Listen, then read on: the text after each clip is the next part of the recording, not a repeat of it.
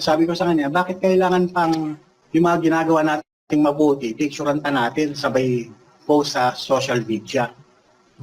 Sabi ko gano'n. Ang sagot niya sa akin, sa pagkakatanda ko, sagot niya sa akin, alam mo bro, kasi nasa ano na tayo maunlad na yung technology natin. Paano malalaman ng taga-ibang bansa, taga-ibang bansa, tsaka sa taga-ibang lugar, na tayo gumagawa ng mabuti? Sabi niya gano'n. Kako, di ba dapat pagtitiwala na lang natin sa Diyos yun, kako? Kung paano kakalat yung gawang mabuti nyo, kako. Dapat pinagkatiwala na lang natin, ba't po-post natin sa social media? Bawal na bawal yung kako. Yung tinatalata natin palagi, Mateo 6:1, sabi ko sa kanya. Ang pagkakatanda ko sa explanation ni Brother Eli dyan, kako, pag period, kompleto na yung sentence, kako. Yung period. Opo, yung Mateo 6:1 po. Pag ang isang talata, sabi ni Brother Ellis, pagkakatanda ko, sabi ko kay Nesel Yuto, pag ang isang talata nagtapos sa period, tabuan na ng sentence yun. Ando doon na lahat. Kaya nakalagay dyan, katwiran. Kasi anong katwiran ang gagawin mo, kako? Huwag mong i-intensyonin na makita ka ng tao. Sabi ko sa kanyang gano'n. Alam mo, Brad Bong, sabi niya, madami pa sana ako ipapaliwanag sa iyo Sabi niya, kaya lang baka maghanap ka ng talata. Sabi sa akin, natural ka ako. Maghanap talaga ako ng talata kasi yan ang tinuro sa atin ni Brother Eli. Hindi pa tayo natutulat ako. Ando doon, ang mga officers talagang ando doon pa nga yung anak ni Pao na ni Ihil na dating Opo. Ngayon worker na rin. Kasi mga kaibigan ko dati, yun ang masakit Yung pinaghihimuto ko yung kalooban ko talaga. Yung umalis tayo sa Katoliko, hindi naman tayo binlock. Lahat ng Katolikong kaibigan ko noon, hanggang ngayon kaibigan ko pa rin. Hindi sila nagtanim ng samaan ng loob sa akin, ba't ako umalis ang Katoliko. Ay bakit itong MCGI cares? Umalis tayo, binlock tayo. Yung mga dating kaibigan ko noon, na nandito na rin, bangkitin ko na, anong pangalan? Si Brad Rollin, Fernando. Ayan, paanohin nyo kung hindi totoo yung sinasabi ko. Kilala niya yung XLT ko. Kilala niyan. Kasi dati, yung hindi pa ako may exit, malayo pa lang yung XLT, nakatanaw na kagad yan, nakangiti na kagad. Ngayon, dumadaan yung XLT, pagkatingin ng XLT ngayon, tumatalikod, kapatid. Ay, wala na, kako. Wala na itong mga to, talagang, hindi naman ako nag-ibang diwas sila kako. Kaya po, yung pag-exit ko, hindi pa naman po kayo nagsasalita noon. Pinuntahan nga ako dito, yung manggagawang si Roque, dito sa bahay. Unang punta nun sa akin, kasi nag-pandemic tayo, Baratadong, no? Lahat ng pagkakatipon dito lang sa Zoom, okay, sa Facebook. Yung medyo nalilift na yung pandemic nun, pinuntahan ako dyan ni si Roque. Yun ang unang punta niya sa akin. Kunyari, nangangamusta. Tapos mamaya-maya, baka naman makakapagbigay po kayo ng tulong para sa gawain. Yan, totoo yan. Kasama yung mga officers dito sa lokal na San Vicente. Anuin ko na, lokal na San Vicente, dito po sa Lubao. Dating lokal po na San Jose, Apunan yun. Sabi ko, wala. Kasi ako, isa lang akong jeepney driver, Badong, na naapektuhan din ng todo nung pandemic. Ano yung bibigay ko? Hindi umalis sila. Tapos yung nalaman na nila, yung pangalawang balik nila, sinasabi, kamusta yung pananampalataya ko. Kaya sabi ko sa kanila, marami ako tanong na umaasa ako na kasagutan. Total, nandito na kayo. Sabi ko kay Sis Roque, baka pwede nyo masagot, kako. Ano ba yung tanong nyo? Sabi niya sa akin ganun. Ang tanong ko, kako, bakit yung sa debate, kako?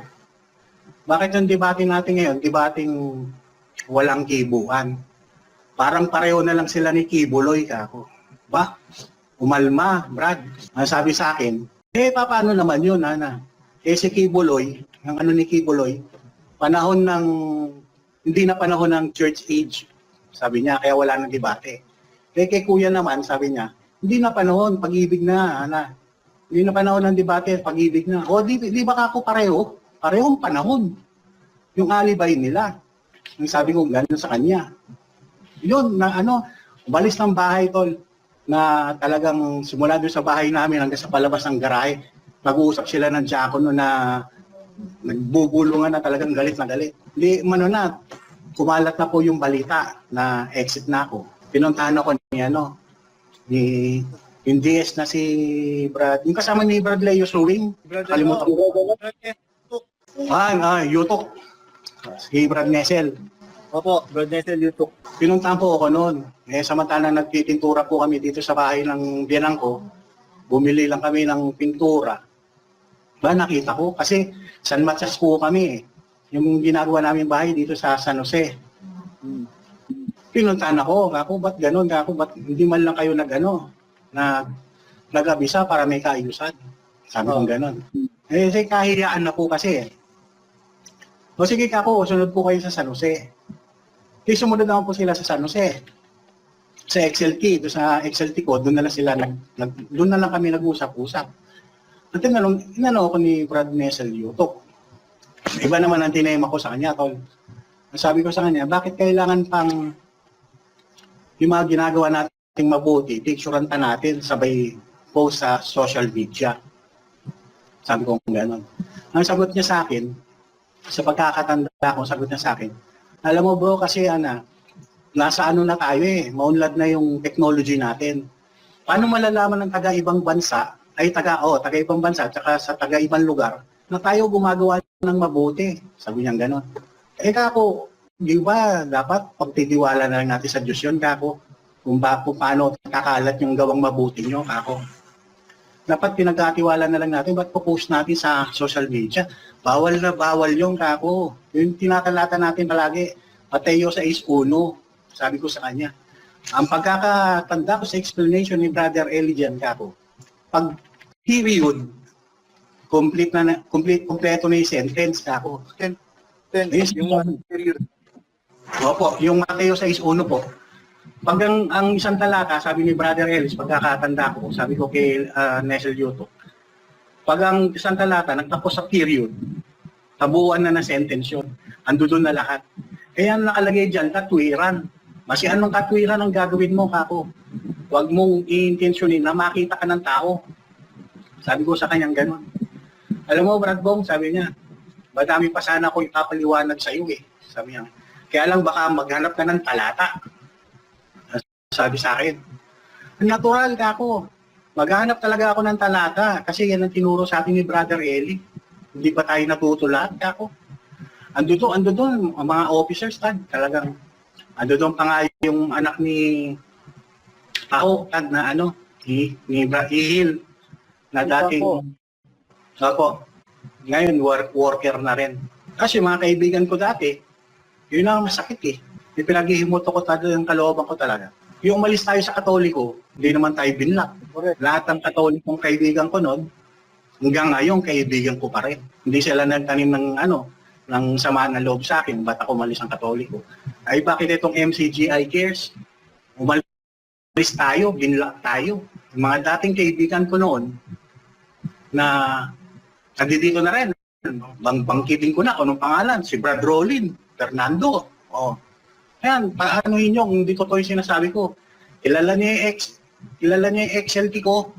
Kilala niyan. Kasi dati, hindi pa ako may exit. Malayo pa lang yung XLT, nakatanaw na kagad yan, nakangiti na kagad. Ngayon, dumadaan yung XLT, pagkatingin ng XLT ngayon, tumatalikod, kapatid. Ay, wala na Wala na itong mga to, talagang, hindi naman ako nag-ibahan diwa, sila Hindi lang po kayo, brother. Pare-pareho po tayo mga nag-exit. Hindi po tayo ibang diwa at mahal pa rin po natin hanggang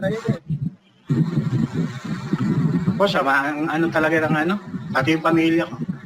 Ito pa, may kwento ko na rin. Ito, namayapa na rin yung bayaw ko kasi na humihingi ng tulong sa kanila. Sabi sa akin yung balibilas ko, Kuya Bong, hihingi muna kami ng tulong sa iglesia. Sabi ko, sige kasi napanood daw niya si Brother Eli na talagang tumutulong. May lokal diyan sa sa Casimiro Punta ka, nakakaya, Kuya Bong, sabi niya. ang ano, ikaw, alam ko matagal ka na dyan, kaya nilapitan kita. Sabi niya. Inilapit ko, Tad.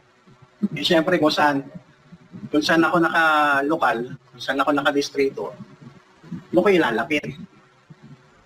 Nilapit ko yan sa manggagawa. Sumagot sa akin sa LKT. Sila Jaime Consigna. Kaya nagpapangalan ako, di anuhin nila. Dati po ako, Project Consigna. Opo, yan po sa LKT, kasama niyan sila Ladaw. Eh di, ano yun nila, kung ako, nagsasabi ba ako ng sinungalingan o ano. Eh, record naman ako ng ano namin sa chat. Hinihingi ko po yan, kapatid, ng tulong. Kasi, naawa rin ako, parehas ko lang din na pobre yung tao. Hinihingi ko. Alam mo yung sagot, kapatid, tinuturo ang DSWD, ang gobyerno.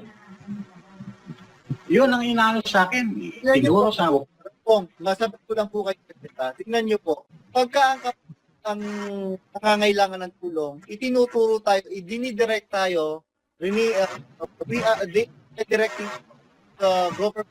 Yes, baka humilong. Pero itong investment na natin, tumutulong naman sa mga government offices. Opo. Parang Na- tulong ba? Hindi naman kailangan ng PNP ang tulong eh. Laki ng budget nun eh. Opo, sobrang laki ng budget ng PNP.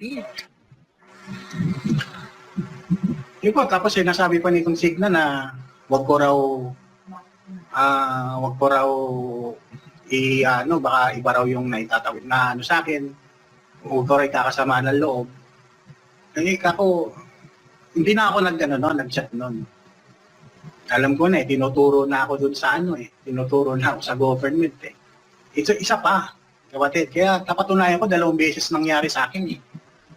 Yung ate ko, kapatid din yun, sa Laman, kapatid. Yun, lokal ng Santa Mesa, yan, sa West, sa Maynila. West District. Ang una niyang sa akin, opo, sa Manila po. Ang unang niya sa akin, kasi call center agent pa eh, Opo. bigyan sa akin na, Bong, sabi niya, tulungan mo nga ako, ano bang gagawin ko? Gusto kong makadalo. Kaya lang, yung sa schedule, sabi niya, ate kako, hindi ako nakakadalo, yung schedule ko nga, graveyard. Kasi ate ko, Brad Badong, magsi-60 na eh. Matanda na rin. Opo. I-ano mo kako, tinuruan ko siya, i-ano mo sa group servant nyo, paano magandang gagawin. Alam mo yung sagot ng group servant niya? Kung ako nga, sabi niya, call center agent din. Kinakaya ko. Sabi niya, ba't kayo hindi nyo makaya? Sumagot ate ko niya ngayon. Ikaw pa naman, bata ka pa naman eh. Sabi niya, ako may edad na, bakit hinahanap mo sa akin yung nagagawa mo? Sabi na nga ko sa kanya. Yun, simula nun, kapatid, yung pagdalo ng ate ko sa Zoom, siyempre, nahirapan dumalo, hindi na nakakadalo. Dumating yung time, kapatid, nagkasakit ng breast cancer ang ate ko. Dumating yung time na yun, siguro, 2022. Humingi ako ng tulong diyan sa unang tinext ko diyan, yung Diacono, na Santa Mesa. Yung Diacono, mabait naman yun eh. Yung yun, kaya lang, yung pagkakataon na yun, siguro, yun ang sinasabi sa kanila pag may humihingi ng tulong, i-ano sa gobyerno, ituro sa gobyerno. Hiningi ko sa parents kanilang tulong, nag-text, pati yung text sa akin pa ngayon eh. Kinumpleto pa niya lahat ng pupuntang hospital, kapatid. Dinretso ko na. Sa text din, sinagot ko na. Okay na lang, okay na po, kako. Total, ngayon ko po nalaman talaga, kako, na yung iglesia hindi makakatulong. Hindi lang ko siya. yung terminology yung ginamit nyo na hindi makakatulong. Hindi po tulong. Opo, mali pa po nga, hindi nga. Dapat hindi talaga tumutulong. Di nagkaganon, nag-text ulit. Sabi niya, mamayang gabi, tayo, sabi niya, group call. Kasama daw niya yung LKD ng Santa Mesa, LK Diacono, or worker na Santa Mesa. Kasama pa nga si ano nun eh. Mabait naman yan si Jeremiah Lugto. Mabait naman si Brad Jeremiah. Di, sabi ko sa kanila, una, tumanggi na ako eh. Kasi naasar na ako eh. Opo. Sabi ni ano, yung Diacono, sabi niya, subukan niyo muna kapatid, sabi niya. O sige kako, gabi kako kasi baka sobrang gabi naman, lalabas pa ako kinabukasan, kako papasada ako, kako. Hindi, mga alas 8, sabi niya. Di tumawag sila kapatid, sa aming LKD. Di sabi ko sa kanila ng ganon, yung urgency, kako, kaya nga ako hingi ng tulong sa iyo, kako, sa inyo. Yung urgency ng yung pangangailangan, kailangan na, kako, kaya nagpapatulong na ako sa iglesia, kako. Hindi na lamang ngayon ng worker, hindi namin alam na gano'n, na kailangan na. Kako, hindi alam. Sinabi ko, kailangan kasi may mga test na magawa bago i-chemotherapy, kako. Sabi ko pa sa kanila, di bali na lang ako, kako. Huwag na natin pag-usapan, di na ako tumingi ng tulong.